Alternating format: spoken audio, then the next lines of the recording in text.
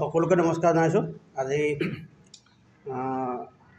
Press আমাৰ সাংবাদিক সন্থাৰ কাৰ্যালয়ত উপস্থিত থকা সাংবাদিক বন্ধুসকল, উপস্থিত থকা বিভিন্ন দল সংগঠনসকল আৰু আমাৰ ৰোহিত দা, আমি আজি ইয়াত একত্ৰিত হৈছোঁ এটা বিশেষ কথাত। কাৰণ আপোনালোকে বিভিন্ন সময়ত আজি গম পাইছে যে যোৱা কিছুদিনৰ আগতে আমি এটা প্ৰীতিভোজ খোৱাৰ সম্পৰ্কত আজি সদৌ অসম ছাত্ৰ সন্থাৰ কেন্দ্ৰীয় নেতৃত্বই এটা সিদ্ধান্ত লৈছিলে যে সদৌ অসম ছাত্ৰ সন্থাৰ গোলাঘাট জিলাৰ সভাপতি সম্পাদকক তেওঁলোকৰ শাস্তি ঘোষণা কৰিছে। সদৌ অসম ছাত্ৰ সন্থাৰ সাংবিধানিকভাৱে বা সদৌ অসম ছাত্ৰ সন্থাৰ ভিতৰ চোৱাৰ বিষয়ে আমি বিশেষ কথা ক'বলৈ নাযাওঁ। আমি আজি এইকাৰণে ইয়াত বিভিন্ন গোলাঘাটৰ দল সংগঠনসমূহ লগ AJYCP আমাৰ মাজত আছে, বিৰাজী থানা আছে, অসম জাতীয়তাবাদী যুৱ পৰিষদ আছে, টাই আহোম ছাত্ৰ সন্থা, চুতীয়া ছাত্ৰ সন্থা, আটছা ভূমিকা কৰি বিভিন্ন দলগণ আছে, আমাৰ প্ৰেছৰ মানুহ আছে। কথা হ'ল কি, সাংবাদিক সন্থা আমাৰ সেইদিনা আছুৰ অফিচত যিটো প্ৰীতিভোজ হৈছিলে, সেই প্ৰীতিভোজটো বিভিন্ন সময়ত আচলতে অসমৰ বেলেগ অন্য জিলাত আছে নাই আমি ক'বলৈ নাযাওঁ, কিন্তু গোলাঘাটত বিভিন্ন সময় আমি গোলাঘাটত সেই প্ৰীতিভোজটো গোলাঘাটৰ বিভিন্ন দল সংগঠন নিৰ্বিশেষে, জাতি বৰ্ণ ভাষা ধৰ্ম নিৰ্বিশেষে সকলো মানুহে সেইদিনা একত্ৰিত হৈ আচলতে সেই ভোজটো আমি খোৱা হয়। কাৰণ তাত কোনো আচলতে ভেদাভেদ নাথাকে। আৰু তাত ঠিক তেনেকৈ বিভিন্ন সময়ত ৰাজনৈতিক দলৰ মানুহো আহে আৰু আজি 30 বছৰ দিনে সেই পৰম্পৰাটো চলি আহিছে। কিন্তু এই পৰম্পৰাটোত এইবাৰ আচলতে যি দুজনকৈ সভাপতি সম্পাদকক যি আচলতে শাস্তি দিব লগা হ'ল, তাৰ কাৰণে আমি আজি এই দল সংগঠন বহিছোঁ। আমি তাত অলপ ক্ষোভিতও হৈছোঁ, কাৰণ সদৌ অসম ছাত্ৰ সন্থাই পাৰিলে এই দুজন যি নেতা আছে তেওঁলোকক যি শাস্তি প্ৰদান কৰিছে, তাৰ শাস্তি অলপমান লঘু কৰিব লাগে। আমি সদৌ অসম ছাত্ৰ সন্থালৈ এটা অনুৰোধ জনাইছোঁ। আৰু এটা কথা আমি জনাব বিচাৰিছোঁ যে সেই পৰম্পৰা যেতিয়া কোনোবা ৰাজনৈতিক দলৰ যেতিয়া মানুহ তাত যোৱাৰ কাৰণে যদি শাস্তিৰ সন্মুখীন হয়, তেতিয়া অনাগত দিনত চাগে সেই যদি ভোজটো আকৌ পাতে, তাত হয়তো বিভিন্ন সময়ত দল সংগঠন বা যোৱাটো হয়তো বাধা আৰু আহিব নেকি, তাত আমাৰ গোলাঘাটবাসী হিচাপে আমি অলপমান শংকিত হৈছোঁ।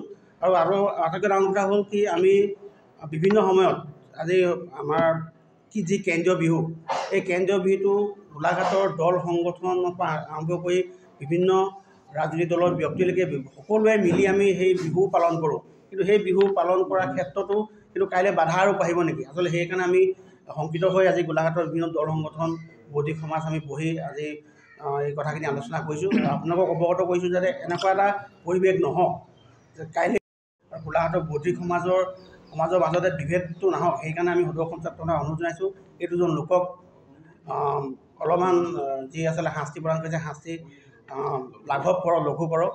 আৰু ইয়াৰ আমাৰ মাজত উপস্থিত আছে আমাৰ অসম জাতীয় যুৱ ছাত্ৰ পৰিষদৰ সভাপতি ডাঙৰীয়া, তেওঁক আমি অনুৰোধ জনাইছোঁ। হয়, আচলতে গোলাঘাটৰ জিলা ছাত্ৰ সন্থাৰ কাৰ্যালয়ত পূৰ্বৰ পৰা যেতিয়া আমিও ছাত্ৰ সন্থাৰ কৰ্মী আছিলোঁ, তেতিয়াৰ পৰা এটা পৰম্পৰা আছিলে যে ভোগালী বিহুৰ উৰুকা দিনাখনি সকলো গোলাঘাটৰ দল সংগঠন, বিভিন্ন স্তৰৰ সামাজিক ব্যক্তিসকলক নিমন্ত্ৰণ কৰি এসাঁজ প্ৰীতিভোজ আয়োজন কৰা হয়। আৰু সেই প্ৰীতিভোজত বিভিন্ন ৰাজনৈতিক ব্যক্তিও তাত অংশগ্ৰহণ কৰে। এইটো পূৰ্বৰ পৰা এটা নিৰ্ধাৰিত নিয়ম আজি পৰ্যন্ত চলি আহিছে। আজি কিন্তু এই বৰ্ষৰ ভোগালী বিহু উৰুকাৰ ভোজ যেতিয়া আমি অংশগ্ৰহণ কৰিবলৈ গৈছিলোঁ, আমাক নিমন্ত্ৰণ জনাইছিলে জিলা ছাত্ৰ সন্থাৰ তৰফৰ পৰা।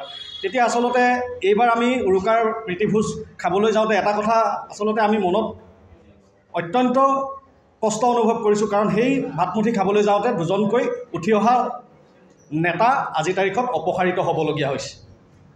আমি সদৌ অসম ছাত্ৰ সন্থাৰ সংবিধানক লৈ পেলাই তেওঁলোকৰ যিটো বিহিত ব্যৱস্থা লৈছে তাৰ ওপৰত আমি কোনো কথা ক'বলৈ নাযাওঁ, কিন্তু বিহুৰ ভাতমুঠি খাবলৈ যোৱাত দুজনকৈ ছাত্ৰ নেতাৰ জীৱনক লৈ যি তেওঁলোকক সদৌ অসম ছাত্ৰ সন্থাই কঠোৰ দৃষ্টান্তমূলক শাস্তি প্ৰেৰণ কৰিছে, এই শাস্তিটো অলপ লাঘৱ হয়নি, সেই কথাটো আমি গোলাঘাটবাসী ৰাইজ হিচাপে গোলাঘাটৰ সমাজ জীৱনত এনেধৰণৰ নোহোৱা নোপোজা ঘটনা ঘটিছে, পুনৰ আমি কেন্দ্ৰীয় নেতৃত্বক বিবেচনা কৰিবলৈ আমি আহ্বান জনাইছোঁ।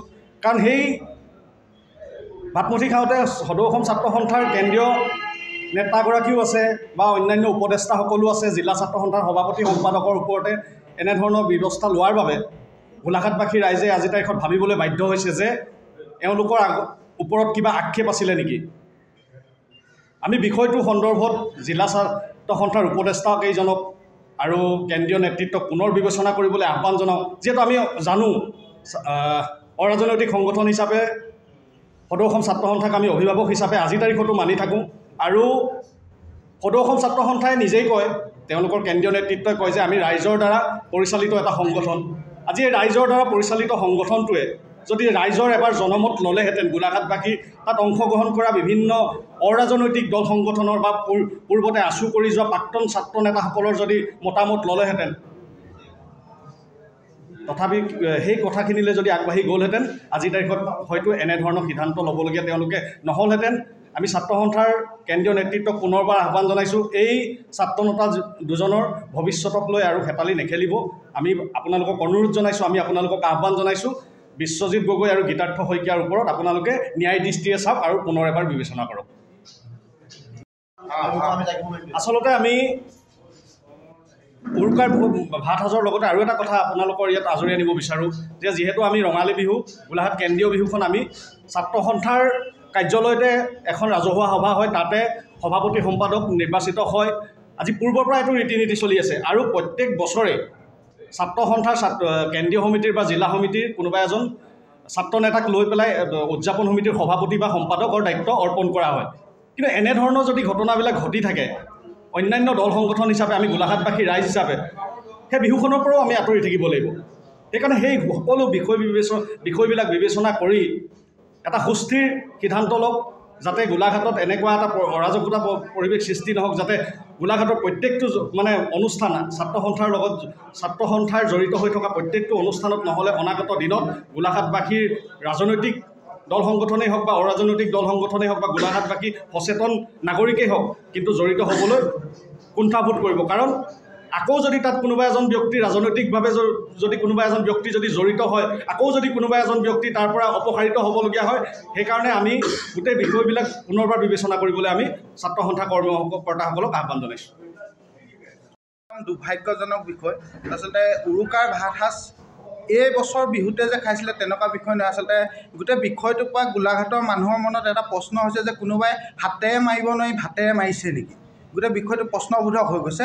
আৰু এনে দুৰ্ভাগ্যবশতঃ ঘটনা আচলতে বিবেচনা কৰি চাবলৈ আমি পুনৰবাৰ অনুৰোধ জনাইছোঁ কেন্দ্ৰীয় নেতৃত্বক।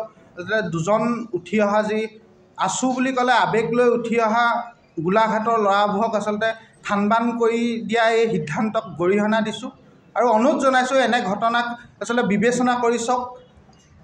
গোটেই কথাটোলৈ চালে আচলতে এনেকুৱা আমাৰ অনুভৱ হয় যে শাস্তিটো পাব লাগিছিলে, কোনে পাইছে কোনে।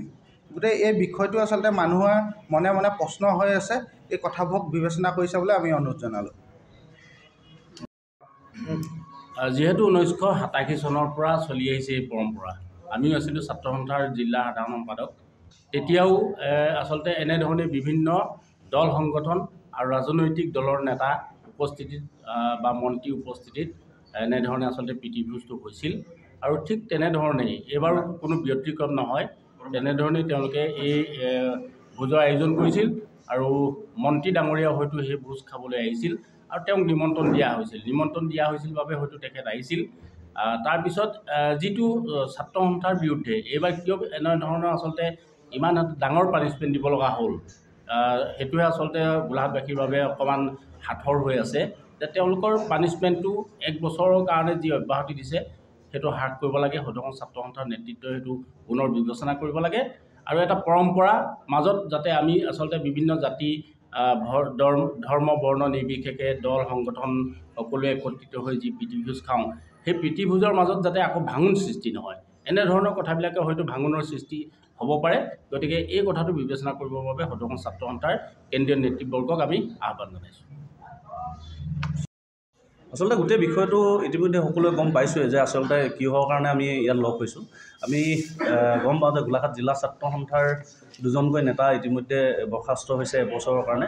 গতিকে আমি এই গোটেই বিষয়টোত আচলতে যি দুজন নেতা আচলতে বৰ্খাস্ত হৈছে, এই দুজন নেতা কিন্তু গোলাঘাট জিলাৰ জনজীৱনৰ লগত একেলগে থাকি কাম কাজ কৰি থকা আমি দেখা পাইছোঁ।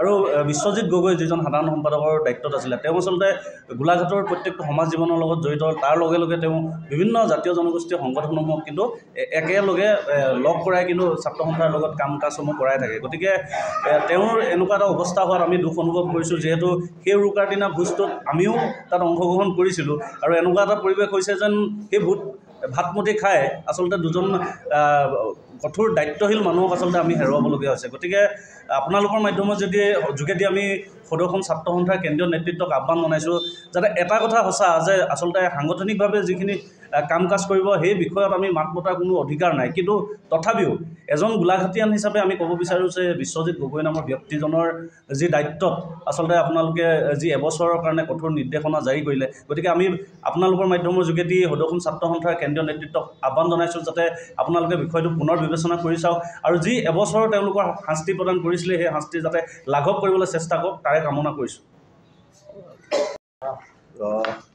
এটা কথা অতি দুখেৰে ক'বলৈ ওলাইছোঁ, সদৌসম ছাত্ৰ সন্থাৰ অন্তৰ্গত গোলাঘাট জিলা ছাত্ৰ সন্থাৰ এটা পূৰ্বৰ পৰম্পৰা।